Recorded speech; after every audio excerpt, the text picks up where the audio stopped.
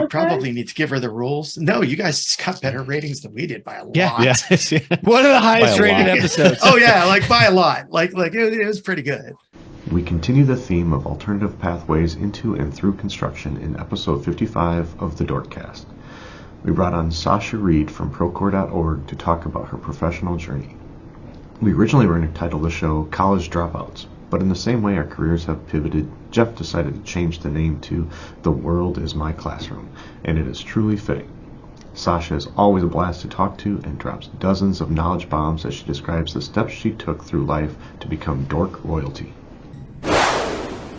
Nerd!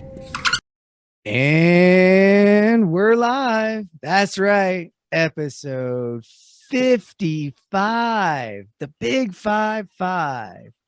Dropping out to hang out and make it out is what we're going to call this one, with Sasha Reed from Procore, but also the Sasha Reed, who's inspired many of us in our careers throughout this path. So we are excited to tackle this topic. And it's really about the alternative paths that we all take to get to where we are, especially given that that's a big topic right now. We thought we'd, bring Sasha on. We've had others on. We had Brett Stacks on last time, and, he had an alternate route. So we've all had different routes to get here. So we're just going to have a little conversation. I am going to kick it off slowly with my bubbly, but every time I do this, I like to say that this is what we call a marketing fail.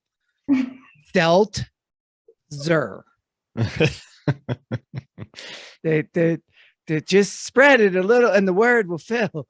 Seltzer. Right, it'll be fine. So Seltwater, as it's kindly referred to, is all I'm having today.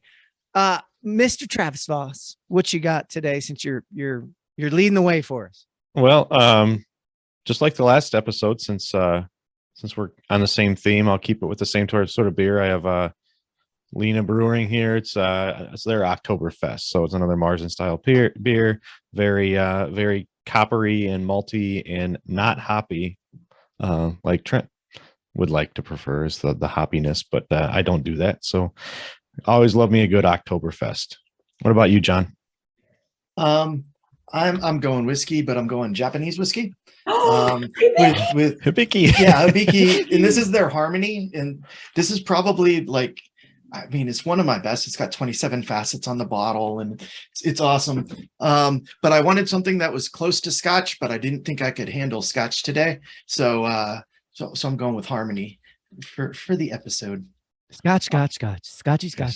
That's all I can think of. Japanese are so meticulous in their distillation process that it is only to be drank neat. So hopefully. Oh no, it's being drank neat for sure. Have you got to go to one of the bars that specializes in Japanese whiskey? Because my gosh, man, I went there and they're like, no, we have to put a bubble on it with smoke. We have to do all these other things. Mm-hmm. It was awesome. We have a little place here called Ronan's in Erie. That's like a Japanese fusion restaurant, but the bar is hilarious. They have all of the Japanese whiskeys that you could imagine, and all the devices, that's what they called it, all the devices to properly serve them, because it is weird little subculture. Like fun.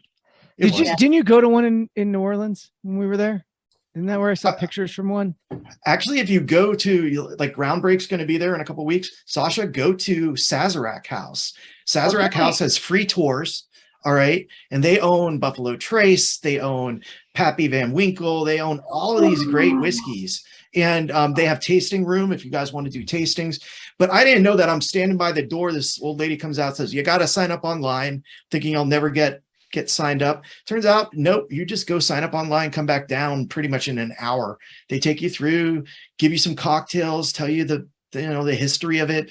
They have barrel rolling and a whole bunch of other stuff. So Sazerac House in New Orleans, if you're going to Groundbreak, maybe check that out. I think it's well worth it. And it's not far away from the major strips too. It's right on Canal Street. It's a good tip. Best tip ever. There we go. So Sasha, introduce yourself to, I can't believe there's anybody that listens to us that doesn't know who you are yet, but introduce yourself, would you? It is possible. It is completely possible. I'm Sasha Reed. My day job is I'm Director of Industry Advancement at Procore.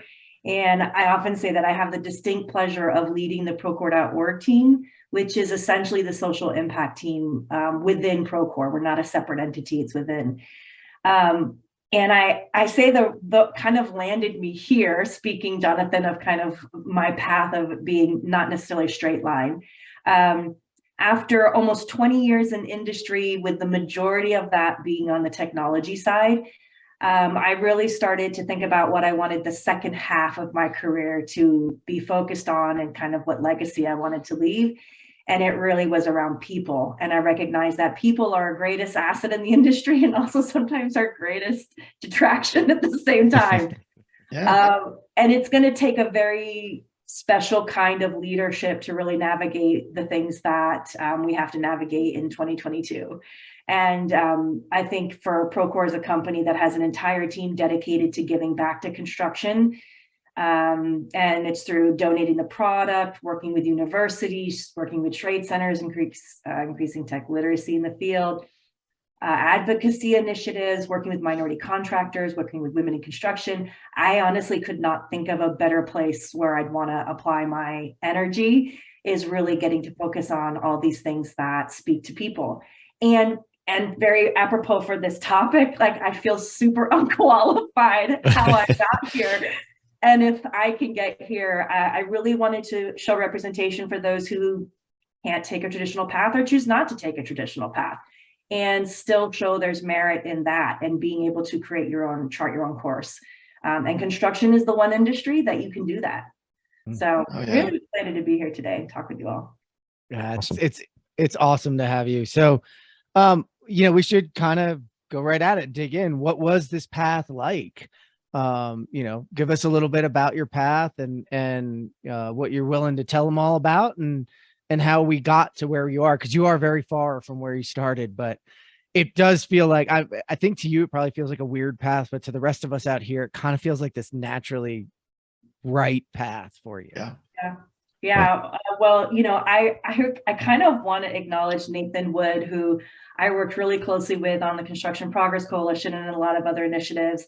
And as he and I were, working more closely together, he challenged me and said, you really should tell your story of how you got where you are, because people they make a lot of assumptions about what brought you here. And he's like, I think your story is very unique and you should really tell it. And so it was actually the first time I really told my story and fessed up to my path getting here was I sat down for an interview with Fred Mills from the B1M. And Bluebeam was sponsoring a mini documentary about the PDF Coalition and how that turned into the Construction Progress Coalition. And so Nathan's words were ringing in the back of my head. And Fred said to me, hey, would you be willing to tell your story, kind of your background and how unique and unusual it was? And I was like, okay, I think this Fred sitting across from me, it gave me the courage. And honestly, I don't know why I waited so long to kind of say what the journey was, because it really allowed me, I think, to more fully show up and be authentic in how I show up in the places and the rooms that I get the privilege to sit in. So just kind of quickly, background is a really interesting childhood growing up. I've moved and lived in at least 4 distinct places. So had the ability to adapt to 4 completely different parts of the country and culture: Connecticut, Hawaii, California, and now Austin, Texas. In that journey, I had aspired to go to college, really wanted to go to college. But my mother was a missionary. And so we traveled around the South Pacific. And so I dropped out of high school at 16, started doing homeschooling, really sucked at managing myself and my time. So ended up dropping out of homeschooling and just got my GED at 16, started working. And was very lucky to get connected to some individuals who helped me with scholarships. And I had scholarships. And so I got to start college, but I never got to finish, because once the scholarships ran out, even with like a Pell Grant, my family didn't have enough money to support me for going to school. And I feel very lucky now that I kind of just walked away from it and didn't go into debt, because I'd probably still be paying that debt off.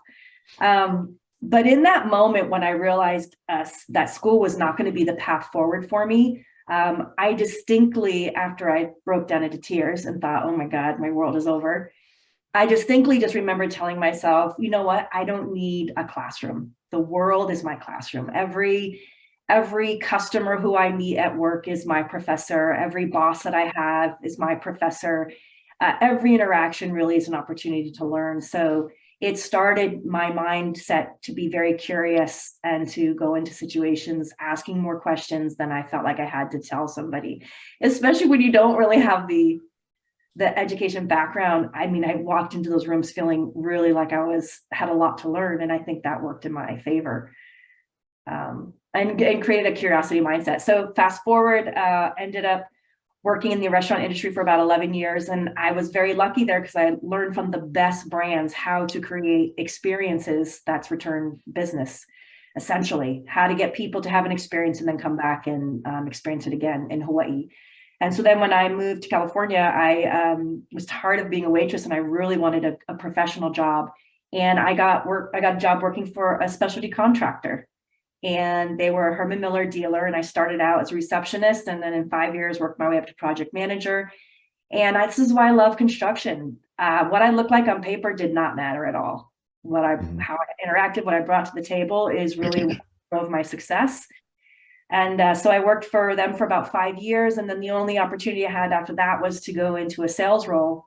And many people may be shocked to know, but I'm actually an introvert. So sales was like my 7th level of hell. It's like, I do not want to do sales. But I had a customer at that time, and it was a small startup that was doing PDF software, and it was Bluebeam. And the CEO, he recruited me in, and I had the wonderful opportunity of working directly for him for 10 years. And he was the ally that I needed to really put me on a path which helped me accelerate my career in those 10 years that probably made up for 8 years of schooling.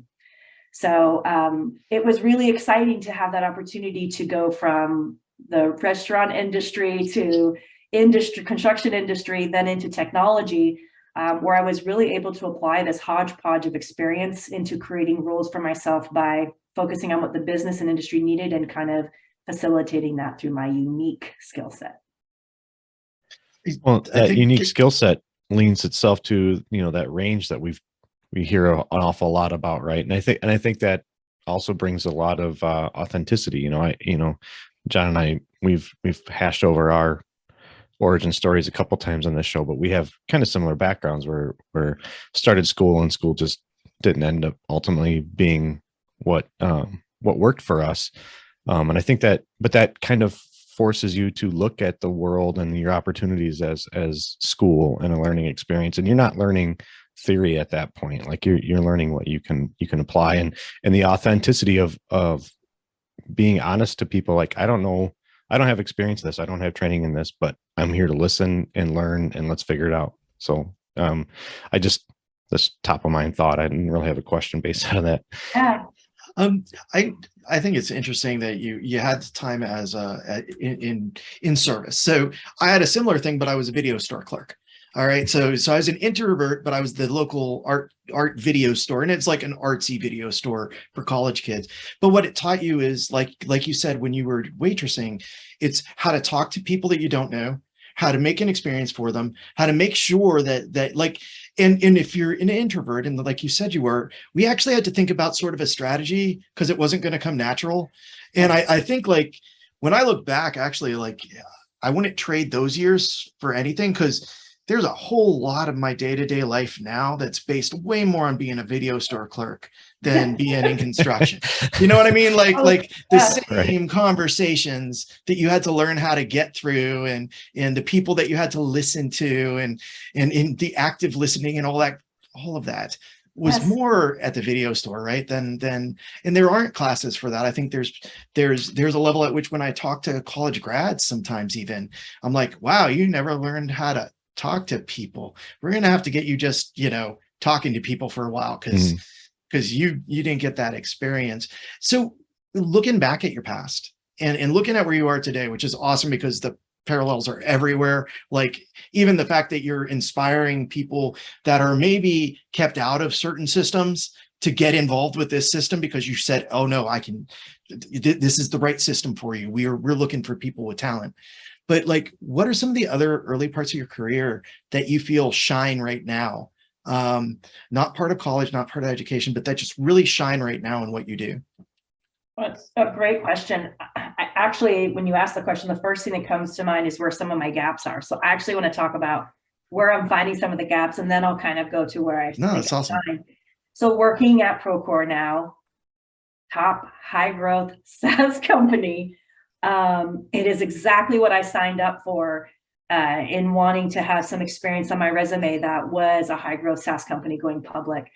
But the rate of which the business is pushing forward and evolving is really, really intense.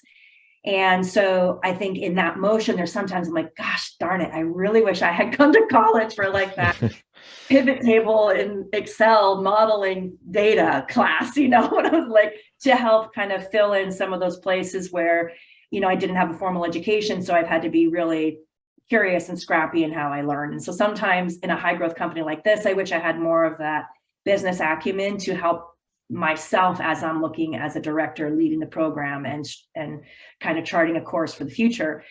But what I have found in this high growth company at this time is what I'm lacking in a formal education and structure. The EQ that I've been able to gain over the years comes in very handy to be able to navigate conversations within the organization, with leaders across, even within my own team. There's a lot of pressure on individuals to perform and for us to stay focused on what we're trying to accomplish. And I don't think that comes naturally to everyone. And for those who are, fresh out of these top schools, Procore has some of the smartest people who are working within the ranks of the company. And so for those who come from the top schools and make their way into Procore, their minds, the way that they work and they operate is so efficient and fast. It's incredible to watch it. But what I see is what you're talking about, Jonathan, is it's almost activity for activity's sake of like getting things done very quickly. But how do we balance that, kind of bias to action to, you don't want to wait for best, you don't want perfection, but you really want to go speed to market. How do we balance that with having a larger sense of the scope of what you're doing? How do you think about how you're engaging with the people that you're doing that work with, the people on the other side of the email, the people on the other side of the Slack, the people on the other side of the top-down strategy? How do we kind of pull some of these other pieces into from our tool sets to really engage and help the business through this high growth period successfully?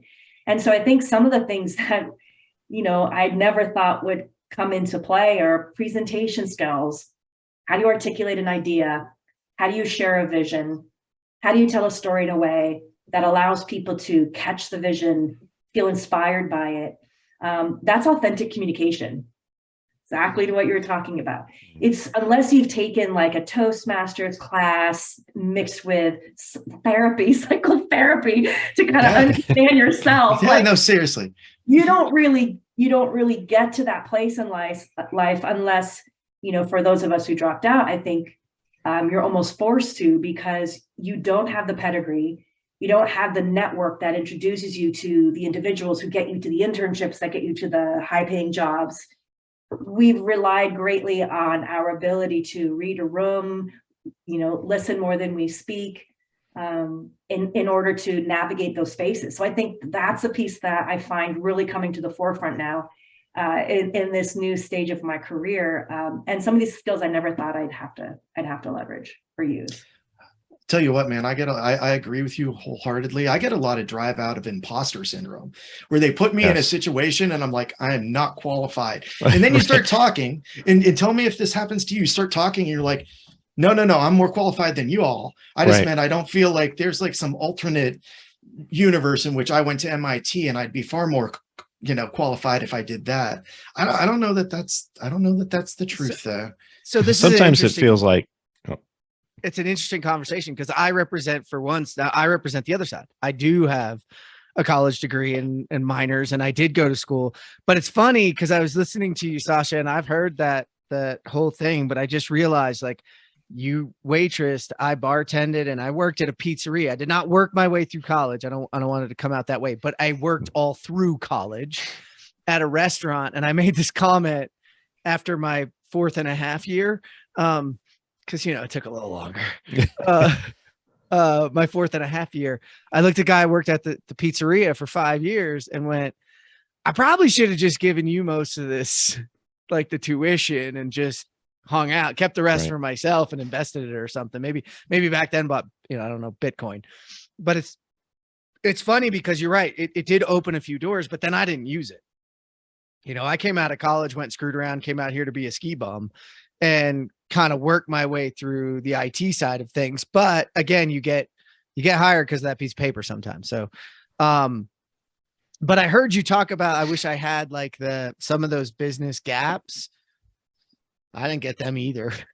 Like, it's a weird, process that, at some point, yeah, you can say I have a college degree and, but I don't know that I've ever used it other than to, like, what do you think it's in kind of thing? Cause what we all do right now. So, I'm just interested. So the imposter syndrome, Jonathan, you started to hit on it, and I have it. Cause I feel like we're always going, it's not like I went to tech school. Like I'm in a tech startup as well, a high growth tech startup. Like, I didn't go to school for this. What do we do? That imposter syndrome, how have you harnessed it? Because you've harnessed it and it's almost been like your superpower. Like I don't know, like somehow kryptonite became a good thing if we go superhero. Like, so I wonder how that brought you through the process. Well, I'll tell you a story about that, because I don't want anyone to feel like this transition is inaccessible or there's anything special about me here. But sitting in front of Fred and getting interviewed on the B1M really allowed me to kind of own that story. But there was a lot of personal work that went into that point.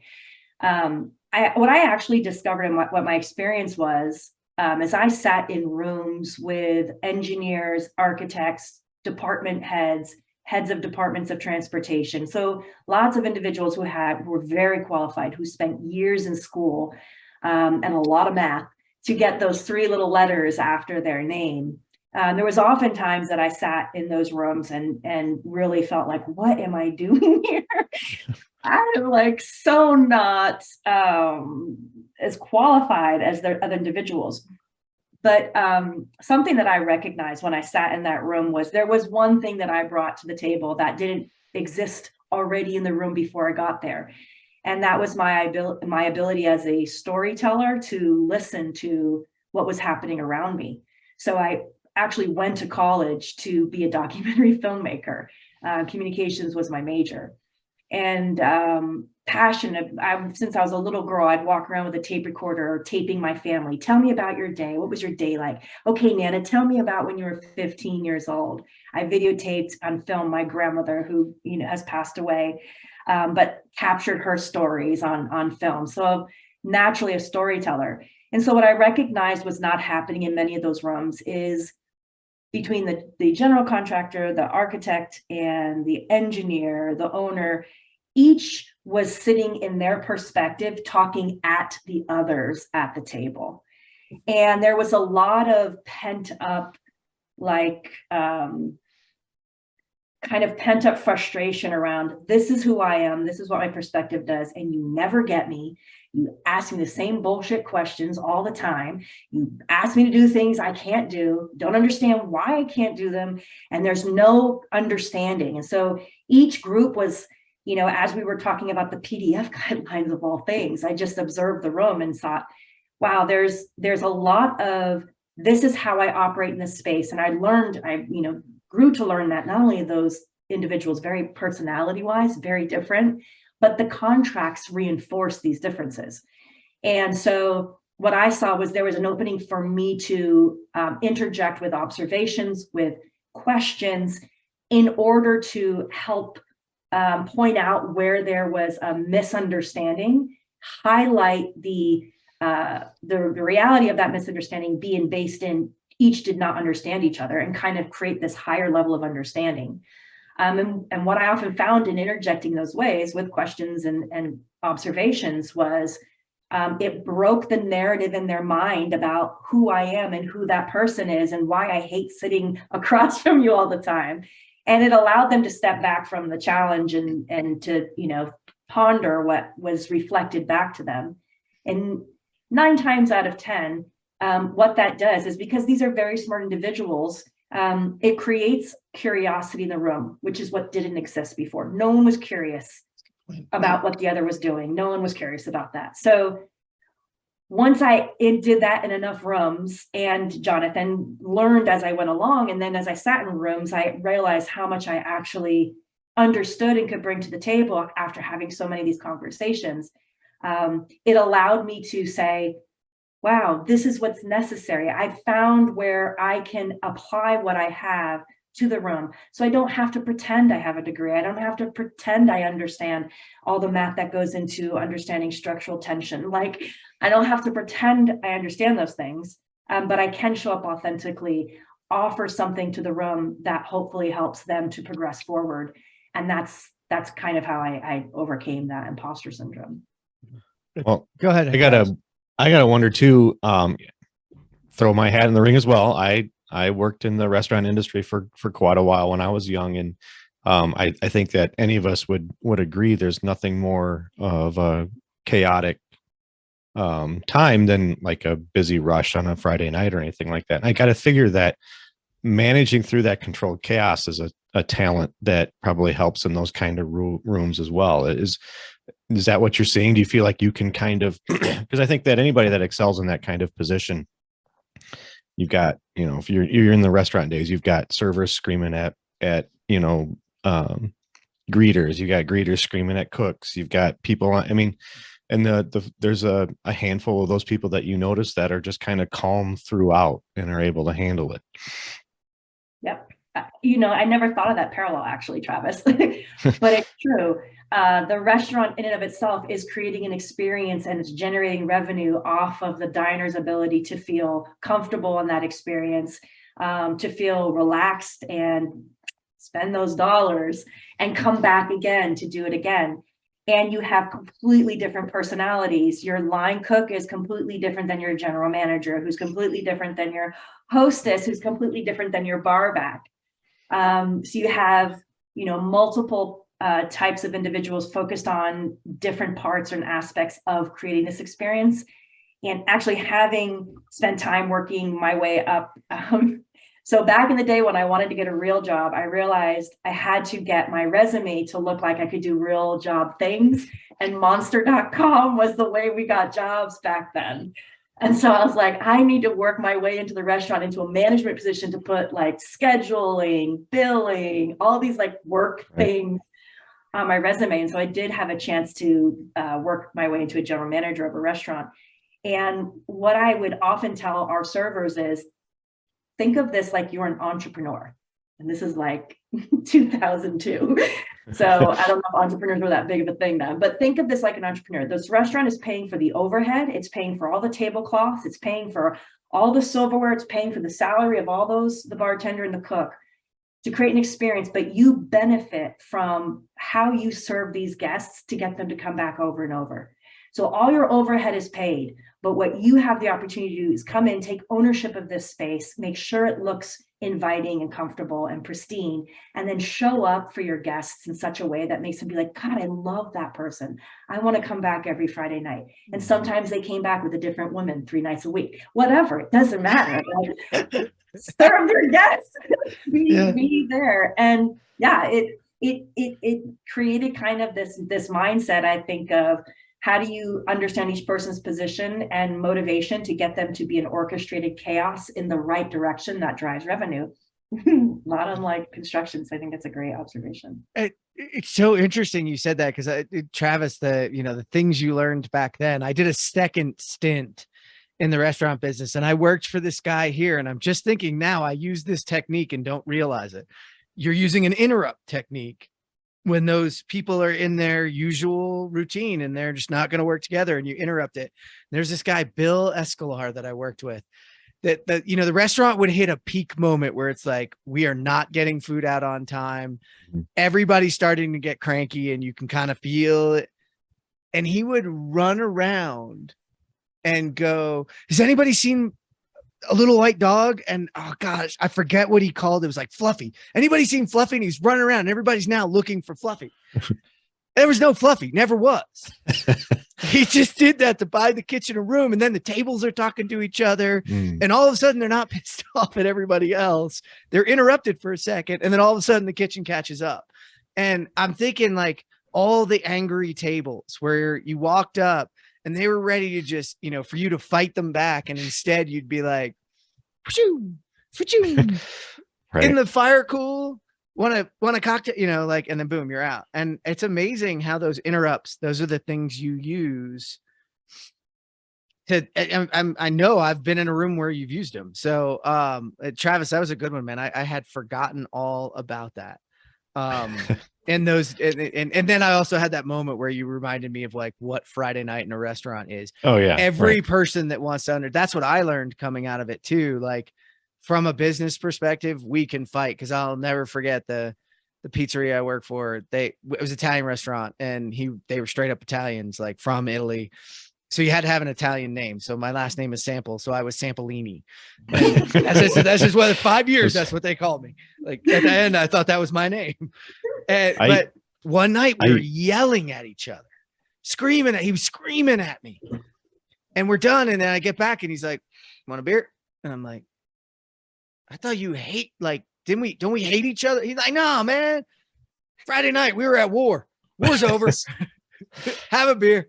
And I was like, oh, ever since I've been like, wait, you can have healthy conflict. I mean, it shouldn't go where we went, I'll be honest. Right. But healthy conflict came out of that as well. Like there's friction in that business, no matter what you do. Yeah. I used to joke that I thought that 2 years of compulsory service in the restaurant industry should be required for kids graduating from high school. Yeah. It is a weird thing. You mentioned EQ, like being a server, you make money off your EQ, not your IQ. Like absolutely. And when you were interfacing with all those leaders, especially people who have gone with an engineering background, their entire like self-image is based on IQ and on not being over emotional, making rational decisions, and sort of downplaying that part of their life. And I do think that there is a huge place, especially within negotiations, for people that understand EQ. One of the reasons Josh Bone was so helpful when I worked with him is he was really good at saying, dude, you need to relook at the room you just talked to because you missed the point. You know, in a nice polite way, I say, yeah, go back in there and redo it. I wanted to spin it back though real quick to the college dropouts in construction. Mm-hmm. So we definitely have like not an insignificant number of high-level C-suite executives, operational experts, like almost every other technologist that I know seems to be dropouts. You know, as you're thinking about that in your current job, do you think there's something particular to construction that says this is okay? Like this is not going to damage your ability to get a job? Because I know I beat out a PhD for my last job. Like it wasn't even a question. I remember the dude and I felt a little proud that I beat him, and then felt less proud because he's a really nice guy. That's awesome. But what do you see that like says, you know, that construction is a safe place for sort of going after your dreams versus going after the diploma? I think it's interesting when you look at construction, and oftentimes when I was in my former role at Bluebeam and I was onboarding new employees and kind of orientating them to the way that we had developed sales. So we had developed what we call the concierge approach to sales, or consultative sales. And so as we were onboarding people to help them understand this industry, I'd say you have an architect, you have an engineer, you have an owner, you have a general contractor, and they all have a role to play. but think of it like a sitcom. They all have different personality types and they play to those personality types. I think the thing about construction, and I'll make a gross generalization here, but I think majority of construction are people who are type A, they're biased to action. They're not ones to sit and pontificate the meaning of life for very long before they say, okay, well, that's the meaning, or enough of the meaning that I know, I'm just going to get out there and live life. So I think in the construction industry, historically, results speak for themselves. In that results-driven environment, you're rewarded by de-emphasizing what makes you unique or different or smart, and overextending on what gets results. And so as a woman in construction, for me, what that meant was I de-emphasized my femininity. And because I knew I had this deficit of an education background, I just became like really like I had the most amazing mentors. And so I just learned everything from them. Why do we do this? How do we do it? What historically have we done? What are we trying to do differently? And so I just asked a lot of questions as I was learning the job, in order to understand the context of the work. So then when I understood the context, my brain worked better and I could show up better and I could perform and drive results. And so I think one of the reasons why construction is a great place for people like us is because it's very much rewards those who drive the work. And I think now that I had the pleasure to come to Procore and have had the opportunity to help lean into the Women in Construction program, I had to have a come to Jesus moment with myself, because what made me successful in construction was to downplay the fact that I was a woman. I wore glasses before I needed them in order to be taken as smarter. Literally did that in my late 20s. And it was intentional, and that shit worked. Sadly, it worked. And so what I think is so crazy there is when I came on board and I'm looking at this Women in Construction program, and it's all about advocacy, I just started asking questions across the board of what does women in construction mean to us internally at Procore? And it was advocacy, like women need to be uplifted and they need this and that. And I was like, wow, that sounds like a victim narrative to me. That's like not my framework. And then I go to my friends in the industry and they're like, bullshit, we just need to get the job done. And I was like, okay, there's got to be something in the middle. And that middle space has been really exciting to lean in on, because it's that middle space that's going to help construction solve the talent crisis and the labor shortage. Because you start to recognize we do want to be results driven, but we can't do it at the expense of individuals' ability to bring themselves to the job and all that makes them creative. We'll lose something. If I didn't have to wear glasses and I could have just showed up as myself and bring more of that creativity and not try to de-emphasize my femininity so I wouldn't get hit on, I wouldn't get harassed and all that stuff, I could have focused so much more of my energy on solving the problems the business was trying to solve. So that's where I think like there's a great place of meeting in the middle that we can do. And I think that those like traditional boundaries that you were talking about, like there's a tradition of looking this way, thinking this way, acting this way within construction. I do see them as being very, like you said, very results oriented and very sacrificial of individuals as a result of the results thing. Do you think that the changes that you're talking about, which I thoroughly agree with, I thoroughly agree that what you have to do is take a look at, I actually, the number of times that I've been told to wear a suit and tie to places that just drive me nuts. And I'm like, that's cool. Everybody I work with can't do that because they get dirty and wouldn't be able to keep these clothes up, and it's like, but those traditional things, do you think that those are what's standing in the way right now of people coming in that aren't going to college? Or do you think that there's still like, I get a little bit of a gray area, just because I agree that the traditions need to drop. I wonder how many of the traditions are the reason that I took this job.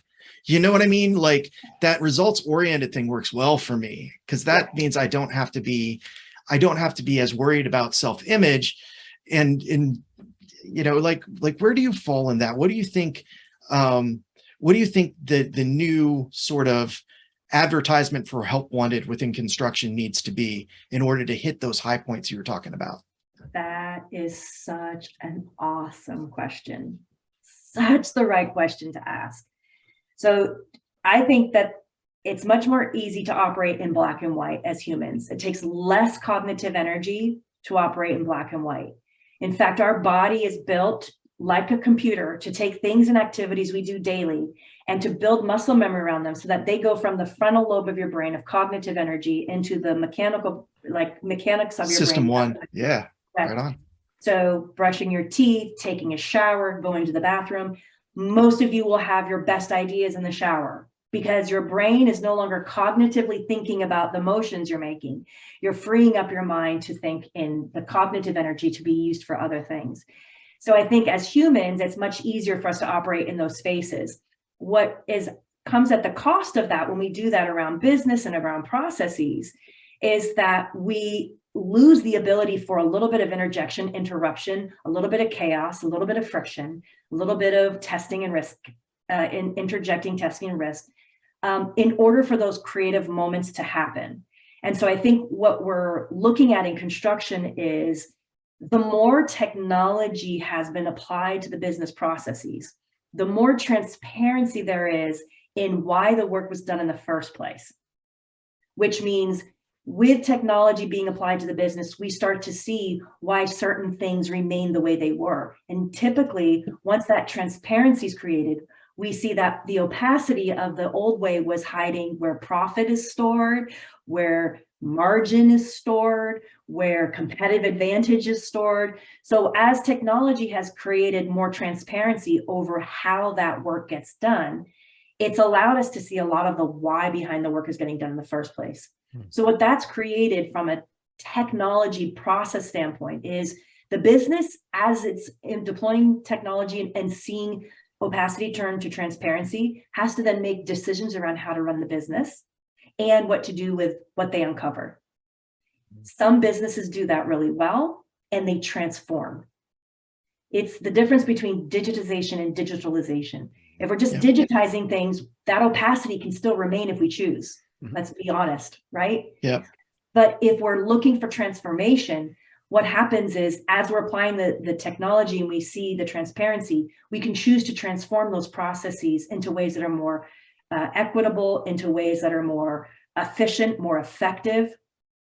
To give you an example of this, small example, recently was at the National Association of Women in Construction conference, which was only the second time I've been to this conference. And it was the first time in my life I've been to a conference of all women in construction, and it was amazing. The lines for the bathroom were bonkers, but it was amazing.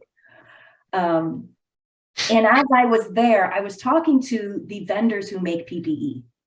And I asked them, do you make PPE for women? Because apparently for a woman to feel, totally embraced by a company, one of the easiest ways to do it is to give them fitting PPE so that they feel that the thing that they're wearing that is safety was built and designed for them, which is a very strong psychological message to send that you belong here. And so as I spoke to each vendor, shocker, they all have lines for women. The rating of which it goes to the OSHA rating on clothing, we're still working our way there, but they each had a line for women. So the issue isn't that the PPE doesn't exist. That's not the issue. And that's what business leaders, that's what CEOs were telling me. They don't make PPE for women. I can't get it on my price point. So I just started asking more questions. And as I asked more questions, what I found out is that the biggest blocker is in procurement. That person in procurement is typically certain male, certain gender, certain race, certain age, typically, and in those roles is just not wanting to do the additional work of procuring the PPE. That was not my words. This is what in the conversations I was having at the conference and the questions I was asking. And so in this case, you have something where if we were to leverage technology and data and to look at how many vendors have PPE for women, how many contractors, specialty contractors are ordering PPE as a given line item on their procurement. If we were to take that data, anonymize it, and just look at it from a data standpoint, we'd see a story of this exists, but we operate in such a way that we inhibit it from being delivered to improve this business need of making sure that people are safe and they belong. Small example, but this is where I feel like it takes cognitive energy to sit in that space. The black and white is really easy for us mentally to manage. When we sit in that gradients of gray, it takes a lot of cognitive energy. And I think some companies are up to the cognitive energy, whether you're deploying technology and you're reviewing procurement, you're deploying technology and you're reviewing your schedules and your timelines, or you're talking about making construction a more habitable place for minorities and for women. Regardless of what you're talking about, it requires that cognitive energy from the leadership. And that I view as a choice to be made. I wonder if the person running that conversation also was the one I saw, because she then mentioned, oh, the other thing, have one dedicated porta potty that's female. One. That's all it's one. That's the sign. Like, it's strange that it's those little signs. I had to throw that in because you said that about PPE, and it took me back to this AGC Wisconsin event with a women in construction panel that they focused on those two things. That, you know, she's like, just give us a women only porta potty. I think it's cool. Oh, go ahead, Travis. Oh, I was just kind of, I've had a comment kind of bounce around in my head, and I'll see if I can tie it in on the theme that we just went through. But I had a boss for a long time who would always tell me, I don't give a shit about the labor pains, just deliver the baby. And I think that mindset permeates through construction, and that's why most of us are where we are now, because we're just going to figure it out and how to get it done. But I do think, based on what you were saying, Sasha, there are some blind spots that maybe we have that data is exposing. But I think that also it's something that that I've said it for a while, and Todd Wyatt and I apply it has been saying more and more as we get the news out. Like, I think we do have a PR problem in construction. So, you know, do you think that we can tweak those dials? Because to Jonathan's point, one of the things that I struggle with a little bit, and we talked about it with Brett last podcast, is like, there are some things about construction that I don't want to change because they wouldn't allow people like me in. We're doing some really great things. So how do we grasp what is right about the culture, and maybe, like I said, just kind of tweak a dial there a little bit? Yeah. In my mind, none of this is a either or. It's a yes. And when you work in technology and you're in a startup industry, much like the rush of a Friday night, a startup is very similar.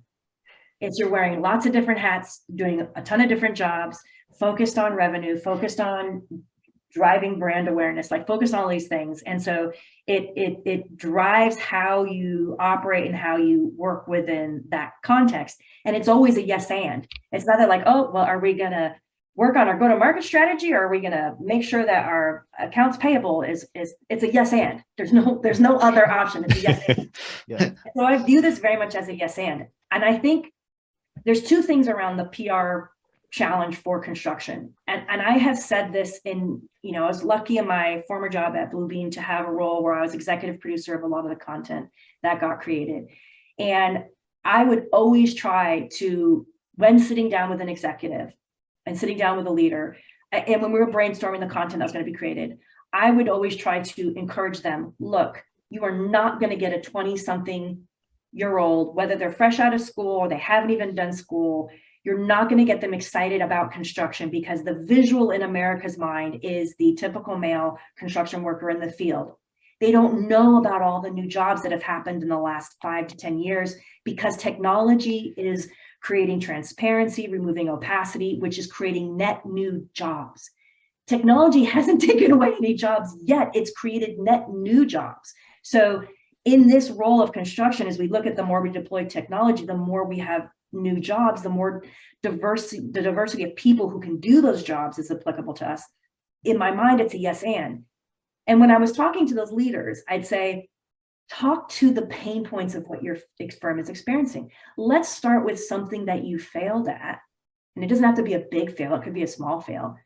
Because what excites a young person's mind, and I don't know if anything else gets them out of bed, is that when an older person is just like, I thought this was right. I thought we did this right, but you know what? We were wrong. Here's where we failed. Here's what we're doing. Here's what we can't figure out. That is such an invitation to a young mind to be like, oh, wait, what? You think you're doing your best, but you haven't figured it out. I can figure that shit out. Like Mhm. to me, the secret to bringing new talent into the industry is to be more open about what it is we're struggling to solve for in such a way that it excites the imagination of young people to be like, I want to get in that industry and I want to fix that because I believe I understand things differently. And so I can apply myself to that industry. And it's understandable why CEOs don't want to talk about how they fail. I mean, all construction marketing is about success, predictable success, minimizing risk. Like that's how construction marketing works. The dichotomy of that, though, is if you want to attract the best and brightest minds, you have to give them something to get out of bed for. The pieces of construction that are really great, keep that. But let's actually talk about the challenges we're experiencing, the process to invite this next generation to apply themselves to help us solve it. Well, I think that I don't want to. I'll let you go here in a second, Josh. But it's like it's even a larger social commentary. Like we're all taught that it's not okay to say I don't know or I was wrong, and I think that permeates from the top down. And I would even like I think that it does encourage the young people, but I think they're even taught not to say I don't know or I was wrong. So sorry to step on you there, Jonathan. Yeah. Oh no, that's Yeah. cool. I was thinking about your answer for a while, Sasha, and I first I think Sasha's given like a recommendation for reading Don't Think Fast and Think Slow. Wait, Think Fast and Slow, which is a great one on sort of understanding cognition in your mind. But I think you said something really cool about the data that we're getting and we're finally starting to look at, and that it's sort of shining a light. If I go into any contractor and I pick their PMs, it's like, it's like a Myers-Briggs test. Every single one of them's the same. And surprisingly enough, if I go and look at their construction technologists, everyone's the same. Because I think there's a thought that they're solving this same problem. And I think the more that technology engages, the more we look at the results and we say, hey man, you don't need another project manager who's an alpha. You need a data analyst really bad. Okay. Mhm. You don't need another negotiator who's an alpha. You need a negotiator who's got good EQ and can sit at the table and get these things done. And I think that's what I've seen, or that's what I gathered actually from what you said a lot is, and what I see myself is that the data we're starting to get back is saying that this umbrella that's construction isn't just that guy out on the job site who does tend to be of a single personality type, right? Like it's surprisingly homogenous on a job site. And there's a reason. The environment's wicked and all of these wonderful things that I actually love about construction. That's a big part of it.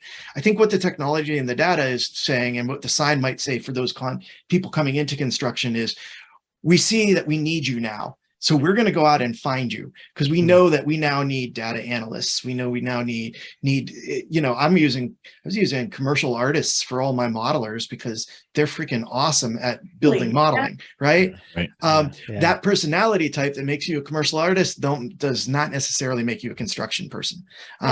So I thought that was really cool. I really appreciate it. I'm going to hand it over to Jeff though, to sort of finish this out a bit. Yeah, because I want to bring us back to this debate about college or not college, and there's a couple of things that come up consistently throughout this process that have less that I think have basis in I wouldn't call it fact, but in a reality of discussion around it. Two different things. The first one is that college is where you learn how to learn, right? Because as we grew up in our lower tier education system was really built for manufacturing, right? It's like, you should know the answer. Like you said, Travis, we're not supposed to be wrong. In fact, I always joke about this on stage. I'm like, I want all the kids who cheated. That's called collaboration when you get older. You know what I mean? Like, hey, did you cheat? Yeah, cool. Come on. We're going this way. So the learning how to learn thing, at some point in your career, somewhere you gathered that and learned that. And that's one of them. And the other one is a little bit more nuanced, and we'll hit it here. But the one thing about college, and it did this for me, right? I was working in that restaurant. Was he going to fire me because I had a bad night? No. I had a couple classes where I didn't show up or do so well, and I dropped out. That's why I had 4.5 years. Let's be honest. I had an area where I could fail, and I didn't lose my job. I didn't, it didn't set me back. Nobody knows behind that degree that there's a couple of big failures of learning lessons, like going out too late on Monday Night Football and not making it to class on Tuesday, and there was a test. So those are the two things I want to unpack and just see, because they are two things that come up in the debate. And I think the learning how to learn, I know a little bit about, but the other one I ask a lot of folks, like, how do we replicate that environment? Because at 18, frontal lobe's not all the way there, and we know it. I don't know. I'd be curious to hear Jonathan and Travis's answer on this one, having similar backgrounds. But the one thing that comes to my mind is the thing that I think construction offers different than many other careers is, again, going back to that results driven. You learn really quickly. Like you, Right. I mean, I'm not a fan of hazing in the field at all, but it exists for a reason. Currently, in the current structure, and I think it's a little bit of what you're talking about, Jeff. Is it's kind of creating that kind of environment of there's a lot to be learned here, and we're going to make you very well aware of what you don't know yet. And I think that, you know, there's more productive ways for us to do that, but I think it does speak to the fact of we really need the opportunity as we're growing in our careers to be able to have that space to fail and to succeed, and but we need the safe space to do that, in which to kind of recognize the lessons learned along the way. The field is not a forgiving place if you're a failure because of the safety issue, but when it comes to being in the office and other places, there's definitely places we can do that. But I'd be curious for Jonathan and Travis's. Well, I think that's why any place, I mean, you even if a place doesn't officially have like an apprenticeship program or anything like that, you're always going to, not always, you should always start out at kind of the lowest level task where somebody can just, it's not it's not a system fails or a building falls down as somebody smacks you upside the head and says, "Hey, dumbass, you did that wrong." I think that I do think that in most of my experiences in the different areas that I've worked, that's kind of how it starts, or how most people start. I mean, you don't take a 17-year-old kid who graduated high school and throw them out there and have them designing the structural system for a building. Like there is a ramp up process. I mean, if you put them on a really menial task and they put somebody in danger, or they really colossally screw up, they're probably going to lose their job. But that's a failure at that age that most people can recover from as well. So I mean, that's kind of where my mind went with that. Jonathan, I'm interested to see, because that is one of the lifelong questions I have about, like, creating that safe space for failure is basically what my 18 to 21-year-old life was, like, figuring out all those lines that didn't carry with me. And how do we do that differently? You know what I see is I see a really cohesive family on the job sites where the ability to fail is there, but you also have, and this happens in the military too, you have a really dangerous environment. The times when I don't explain what I want, where I just tell you to do something, usually that's like, it's like with your kids. You will explain why you might are giving them, a lecture on, behaving better around other people. But if they're running out into the street, you grab them by the shoulder and push them down. Right. And I think the job site has enough of those situations that are really dangerous that it makes it hard for people that live in that environment to open themselves up to say, okay, fail. I think they also do a great job of taking their fails and making them into stories for other people. I love the stories on a job site because they're always super valuable, and usually they're not literally true. They're just narratively true. Like, it's been expanded for the sake of a good story. It goes from this one guy making this mistake to, it flooded the whole building and everything got broke. That form work you fell from keeps getting higher. So I actually think that the place where you can make mistakes there is definitely in the technical part, but I think there's a level of tribalism on the site that really is about keeping people safe, keeping people learning and allowing you to learn from mistakes as a group rather than having to experience them yourself. Yeah. And I think that's a different, like, I'm not going to say that I was out in the field long enough to understand that, but like Tim Devine slammed that into me, and that goes into their respect culture too. Like, like the joke, right? They shake your hand and look at your shoes. Because if your shoes are clean, we know that you probably are not for this, like, I've apologized because I bought new boots, like I started my company and I'm like, yeah, I bought new boots. Don't hold these against me. I actually remember how to do most of this stuff.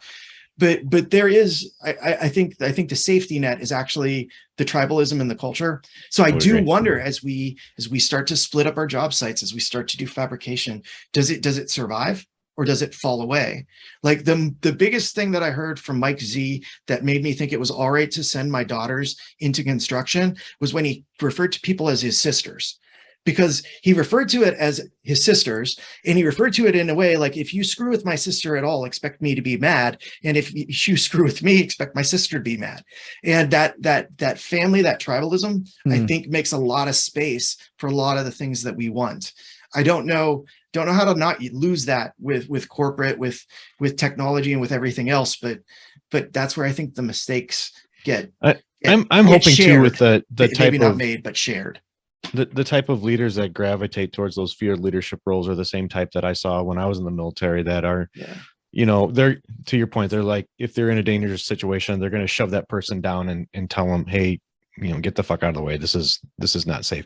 But the good field leaders are also going to explain why, because not only is it unsafe for that individual, it's unsafe for the collective. It's unsafe for the rest of the people. And if that person doesn't learn that lesson, it's a problem on the whole, right? It's not just like this one person screwed up, they did something stupid. Like, we're all out there, to your point, John, like, it's a family, it's a job. Like, you need to understand this, because you're putting yourself at risk and you're putting me at risk. So I do think that I think, and this is all anecdotal because I haven't spent any time in the field from a construction side, but I think those field leaders that tend to gravitate to that position are doing that. Like, they're enforcing that kind of mentality and culture that, I'm going to let you fail, but I'm sure as hell going to give you a backhand and tell you what you did wrong and how to fix it next time. Yeah. I like the tribalism. Go ahead, Yeah. Sasha. I want you to wrap us up and take us home here, because we're getting at that moment. So I was just jumping in to say, okay, put a big bow on this thing for us. Well, this may lead take to her a home. part two. This may lead to a part two, because I actually say I want to pivot this paradigm just a little bit, because I think there's also something interesting that I'm observing when I, my team is fairly young, so there's a lot of Gen Zers that I get the chance to work with now. First, I remember when I was flexing for millennials, and now it's the Gen Zers. I was like, okay, but what I'm observing is just flipping that paradigm a little bit. So safety aside, when we talk about creating safe spaces for failure, I think there's also something around the way that this next generation thinks.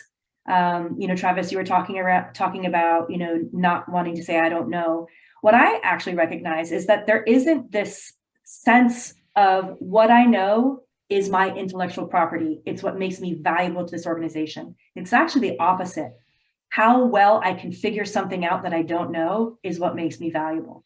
So that creates a very different energy in a dynamic of working, because it's like, throw them a task. It's like, never done this before, but I do know how to find things out. So being able to do that piece, I think, is one thing to know. Second is, one of the things that when we're talking about career growth and career pathing, depending on your background and how you were raised and your schooling, you may be expecting this to be a ladder. So I'm starting at one rung and I'm working my way up. Correct. What I have found, and what I often, when I mentor business leaders and entrepreneurs, one of the things that I talk about is it's actually the best route to your highest achievement is to understand as many roles as possible within that business structure. Understand those roles, understand how they operate, understand what it looks like at the worker ground level of that role, and work your way around the business in order to understand how everything, the form and function of it, works together.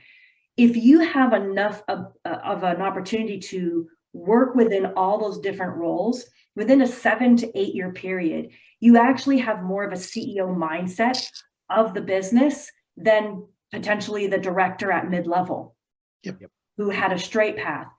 Because what you've done is you've actually experienced the business in all of its facets, all its partnerships, and you've been able to understand how things work or don't work together. If you can then ask enough creative questions of business leaders, where are our gaps? Where are we trying to go? What keeps you up at night? And you connect with that 30,000 foot view of the C-suite's view of things, you have actually given yourself more information and more intel about this world that you're operating in that would allow you to choose your own adventure versus waiting under a manager who either really you click with or you don't click with, who's promoting you, who's not promoting you. Don't mess with that bullshit. Work your way around the organization, around these different roles to understand how the ecosystem works and then choose your own adventure. And I think there's in that model with this next generation who thinks the way they do, I think we may flip the paradigm altogether and not have such needs for so many constraints around safety, because there's this natural ability to understand I am not defined as valuable based on what I hold in my own mind, but I am most valuable for what I understand and how I can connect, whether it's the business, whether that's filling gaps. So I think there may be a paradigm shift. You're right. That's probably going to lead into another show, but that was a heck of a bow on it, as usual. That was awesome. That was really well said. And in fact, it came back in the beginning to a range of experiences makes you a more diverse leader. More diverse leader is better at running the company if they understand all those places. And so with that, Sasha, I'm so excited we finally got to sit down with you and you told more of your story here and then just drop knowledge on this group of dorks that's going to be listening in. So thank you so much for stopping by and talking to us. Yeah, it was great. Thank you. It was great. Thanks. Thank you for having me. I'm so excited to be amongst the dorks you don't even know. You're somewhat of like dork royalty, so Yeah, right. Just so you know, we'll just put you up there in the annals of dork royalty. I'll take that. Right up there. CPC, PDF Coalition, take it back to Bluebeam, So it really is our pleasure. It's really a treat for us to have you here, to have you as a friend, to have you as a colleague, to have you somebody, over there at Procore leading the way. So it's awesome. And for everybody listening in, this has been episode 55. And I'm going to change the title because she said it herself. The World is My Classroom by Sasha Reed. Love it. That's good. Great job. And we're out.